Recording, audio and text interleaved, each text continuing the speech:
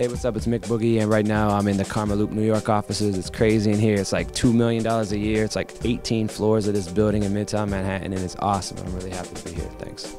One thing my Twitter bio says is I get on airplanes, and people always ask me like, well, how much do you fly, and what would be your perfect flight? So I guess to me, my perfect flight would be one I could sleep the entire time from the minute I get on, before we take off, until the minute we land, before the door opens. Because sometimes you get stuck with that uncomfortable 14 minutes when there's no ground crew, especially if you're on Continental or United, but that's neither here nor there. The best story I ever had, and it's not really like politically correct, but if you ever see me in person and you ask me, I'll tell you, is I once sat between two Hasidic Jews, and they brought all this amazing home-cooked food and all these books, and the one guy had a urinary problem, and he had to get up and piss every 6 minutes, like clockwork. He sat on the window seat, and everybody had to get up every single time he pissed. And the beard and everything, and it was just going, every time he'd get up, the beard would like go into his food, and then he'd pack his food up, and his son was on the other side. He was really big, and then his ass like would hit his son, and then the beard would hit his son's food. And this happened every 6 minutes for a 2-hour and 15-minute flight. The first half of it was really funny, the second half was really scary, and he actually landed, the plane landed with him in the bathroom, which is also probably like some sort of TSA violation, but at that point the flight attendant couldn't even care. To me, the secret to making a great mixtape is really a few things. You have to have a creative concept that no one's really doing. It has to be a concept that's actually marketable as well, because what's the point of doing something really cool and creative if no one actually wants to listen to it? Then after that, you have to take the same creativity that you put into coming up with a marketable project and actually market it. So for me, there's been a few projects that I've done that have followed that plan.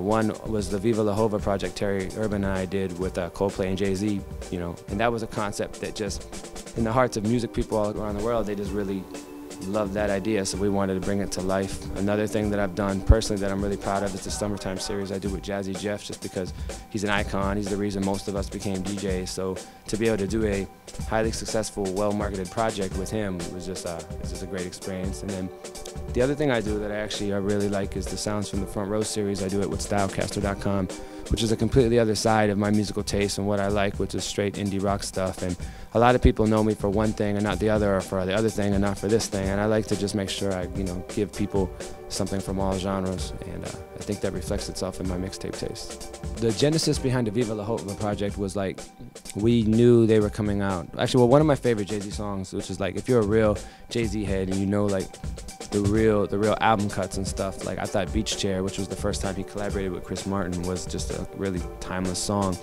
And I was like, what would it sound like if these guys did a whole project together? So we kind of use that as a sonic blueprint for the entire mixtape. If you listen to it, you can kind of hear that influence. It's very Coldplay, it's very worldly, it's very ambient, it's not clubby at all, it's not commercial at all. As a DJ, people always come up to me and ask me to play that stuff wherever I'm DJing. I actually find trouble even playing some of this stuff out because it's not designed to be played in a club. I have to play it as like the last song or something, and that was done by design. I love How to Make It in America on HBO. Shout out to HBO, I just helped out with the mixtape for that. I love Modern Family, The Office. I'm actually really excited because MTV's relaunching Beavis and Butthead, which I think is going to be insane. And just the fact that they're talking about Snooki having STDs on like the first episode is enough for me to tape it and watch it. There's a clothing store that I'm invested in, which is based in Ann Arbor, Michigan, called Motivation. We got a clothing line as well that's in like 50 stores and a bunch of websites and stuff, so shout out to Motivation. I also just started a mixtape streaming site called mixstream.com with my partner Terry Urban. We launched that during the VMAs, during a TV commercial actually for Bing, which was a great look. I feel like if you're a DJ, you have to really, really take advantage of the opportunities that are presented in front of you. It's not just about the records, it's not just about the crowd, it's not just about sitting on your ass for 20 hours a day and then showing up and DJing at night. You have a limited, finite time in your life where all these amazing things are gonna happen to you, and if you don't take advantage of them and set yourself up for the future, you're kind of like really putting yourself in a bad position. What's up, it's Mick Boogie. I'm here at the Karma Loop, New York headquarters, and it's just time to reclaim your TV.